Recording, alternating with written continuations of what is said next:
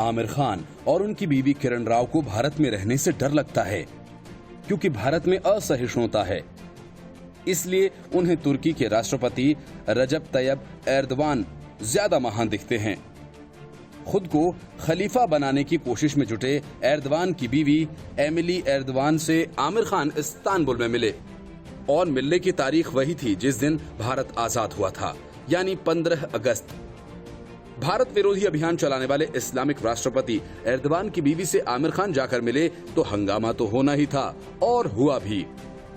लेकिन कांग्रेस एक बार फिर आमिर खान के बहाने उस तुर्की के साथ जा खड़ी हुई जो कश्मीर से लेकर दिल्ली हिंसा तक पूरी दुनिया में जहरीले बयान देता रहा।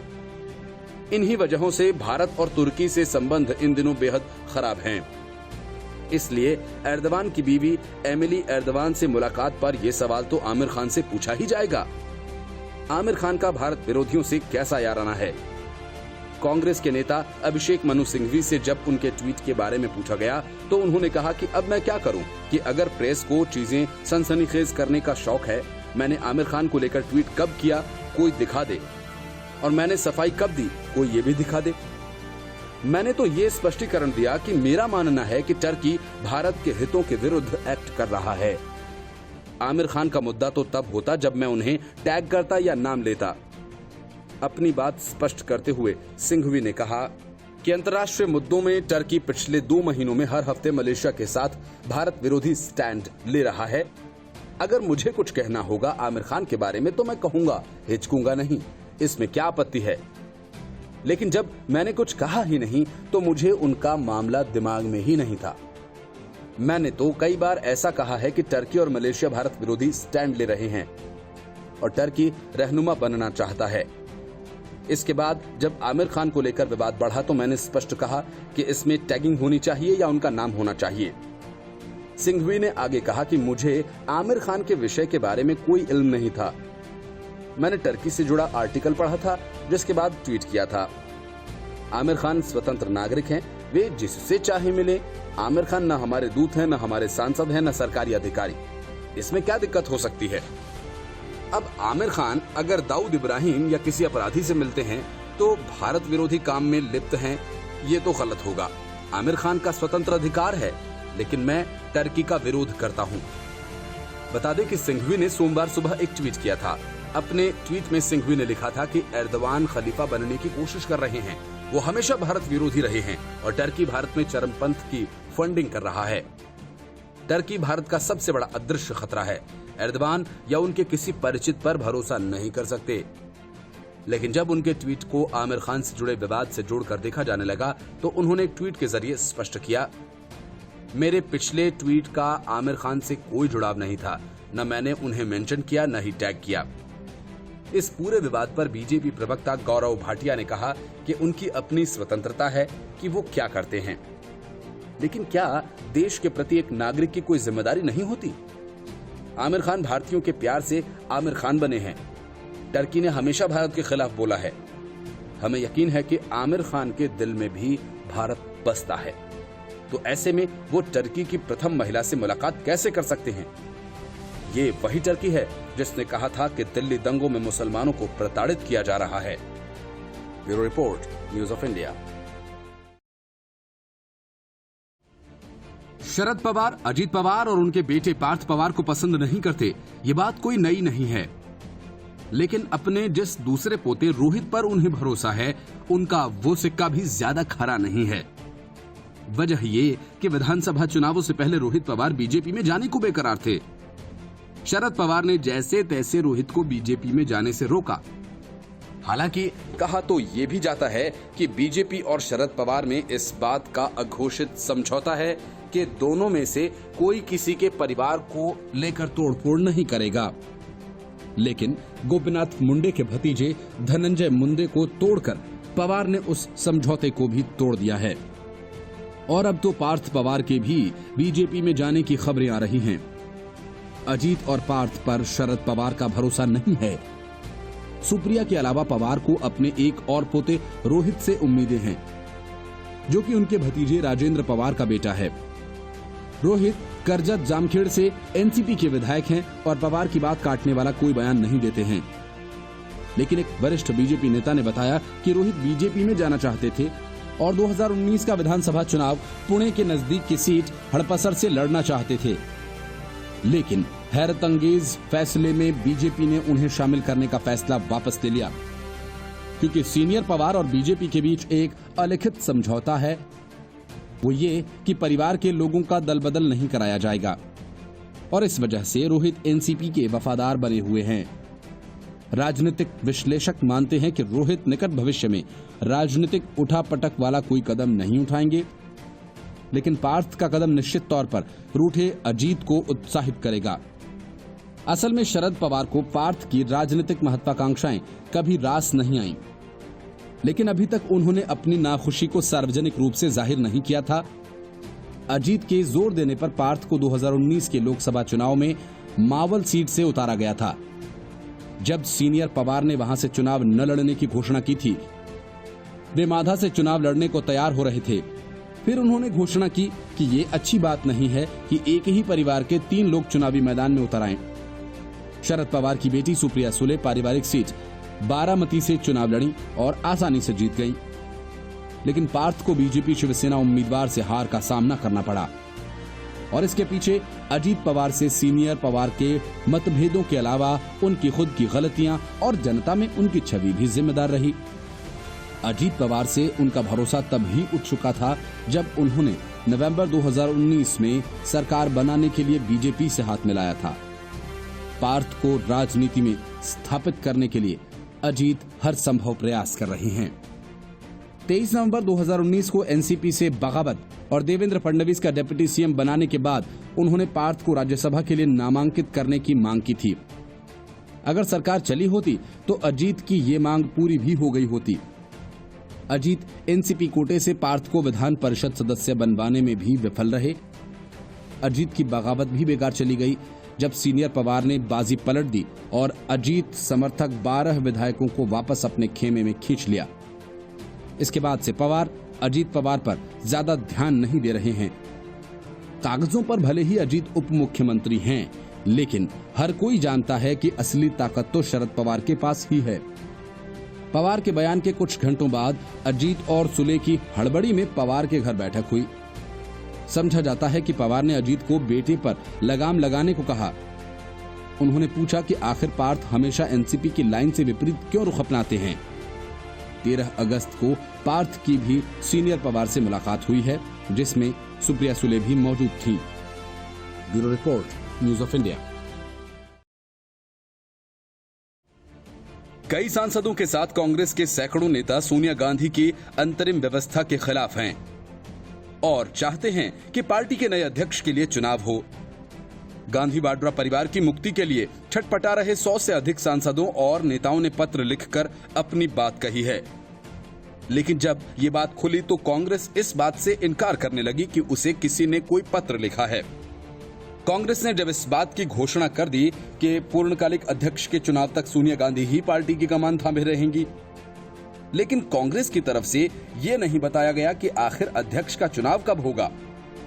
माना जा रहा है कि सोनिया गांधी तब तक अंतरिम अध्यक्षा बनी रहेंगी जब तक राहुल गांधी फिर से कांग्रेस का अध्यक्ष बनने के लिए तैयार न हो जाएं। इस बीच कुछ दिनों पहले कांग्रेस से निलंबित किए संजय झा ने ट्वीट कर कहा कि लगभग 100 कांग्रेसी नेता पार्टी के आंतरिक मामलों से व्यथित हैं। संजय झा ने अपने ट्वीट में कहा कि इन नेताओं ने कांग्रेस अध्यक्षा श्रीमती सोनिया गांधी को एक पत्र लिखा है, जिसमें राजनीतिक नेतृत्व बदले जाने की मांग रखी गई है। साथ ही नेताओं ने कांग्रेस कार्य समिति में पारदर्शी चुनावों की भी मांग करके उनके समक्ष इस विषय को रखा।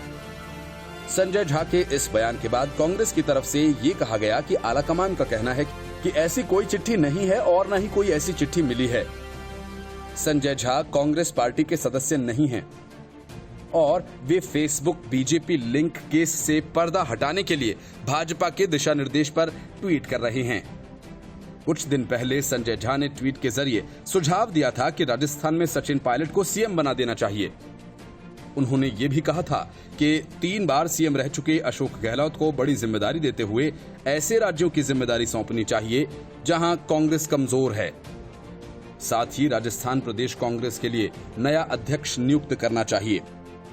पायलट को सीएम बनाने के सुझाव के बाद संजय झा को पार्टी विरोधी गतिविधियों और अनुशासनहीनता के लिए तत्काल प्रभाव से कांग्रेस पार्टी से निलंबित कर दिया गया। इस बाबत महाराष्ट्र प्रदेश कांग्रेस कमेटी ने पत्र जारी कर दिया था। इससे पहले जून में उनको कांग्रेस के प्रवक्ता के पद से भी हटाया गया था। Bureau report, news of India. Congress और खासतौर पर गांधी वाड्रा परिवार की सियासत के दो तरीके हैं, एक ट्विटर और दूसरा supreme court. PM cares fund मामले में कांग्रेस का ना तो ट्विटर वाला खेल चला और न ही सुप्रीम कोर्ट वाला। सुप्रीम कोर्ट ने पीएम केयर्स फंड के मामले में अपना फैसला सुनाया और उस याचिका को खारिज कर दिया, जिसमें पीएम केयर्स फंड की राशि को कोरोना महामारी के मद्देनजर राष्ट्रीय आपदा प्रतिक्रिया कोष में हस्तांतरित करने की मांग की गई थी। कोर्ट के फैसले के बाद केंद्रीय मंत्री रविशंकर प्रसाद ने कांग्रेस के पूर्व अध्यक्ष राहुल गांधी पर निशाना साधा। उन्होंने कहा कि पीएम मोदी सरकार ईमानदारी से काम करती है। रविशंकर प्रसाद ने कहा कि पीएम केयर्स फंड के अब तक 3,100 करोड़ रुपए कोरोना की लड़ाई के लिए इस्तेमाल कर लिए गए हैं, जिसमें 2,000 करोड़ रुपए सिर्फ वेंटिलेटर्स पर खर्च किए गए। राजीव गांधी फाउंडेशन ने जो अपनी रिपोर्ट बनाई थी, उस रिपोर्ट में भी ये कहा गया कि भारत चीन के रिश्तों को सुधारने के लिए भारत का बाजार चीन के लिए खोलना जरूरी है। पीएम केयर्स फंड का हिसाब देते हुए केंद्रीय मंत्री ने कहा कि 1,000 करोड़ रुपए राज्यों को प्रवासी मजदूरों की व्यवस्था के लिए दिए गए, 100 करोड़ रुपए कोरोना की वैक्सीन और अनुसंधान के लिए दिए गए। पीएम केयर्स फंड पंजीकृत सार्वजनिक ट्रस्ट है, जिसके प्रधानमंत्री नरेंद्र मोदी अध्यक्ष हैं। ये कोविड-19 जैसी आपातकाल स्थितियों के लिए बनाया गया है। मोदी सरकार पूरी ईमानदारी से काम करती आ रही है, उसे जनता का भी आशीर्वाद मिलता है। यही ईमानदारी पीएम केयर्स फंड में भी दिखाई देती है। कांग्रेस पर निशाना साधते हुए प्रसाद ने कहा कि राजीव गांधी फाउंडेशन एक फैमिली फाउंडेशन था। आपको मालूम है, उसे चीन से भी मदद मिली थी। उस फाउंडेशन की रिपोर्ट में भारत के बाजार को चीनी उत्पादों के लिए खोलने की भी बात कही गई थी।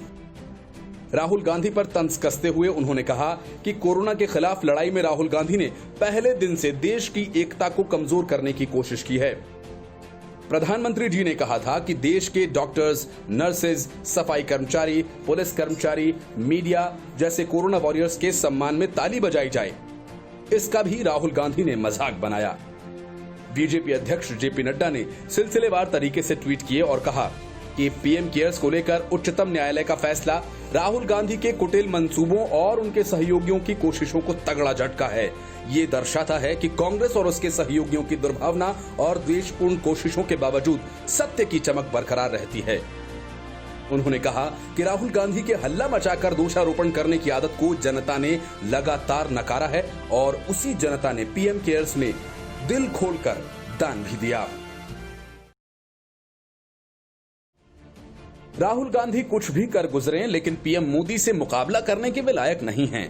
ऐसा भले ही कांग्रेस के कुछ नेता मानते हों, लेकिन वे कुछ बोल नहीं सकते। लेकिन इतिहासकार रामचंद्र गुहा को बोलने या लिखने में ऐसी कोई समस्या नहीं है। इसलिए उन्होंने लिखा कि कांग्रेस नेता राहुल गांधी प्रधानमंत्री पद की रेस में नरेंद्र मोदी को पछाड़ नहीं सकते। उन्होंने कहा कि राहुल गांधी 2 बार नरेंद्र मोदी को चुनौती देने में विफल रहे हैं।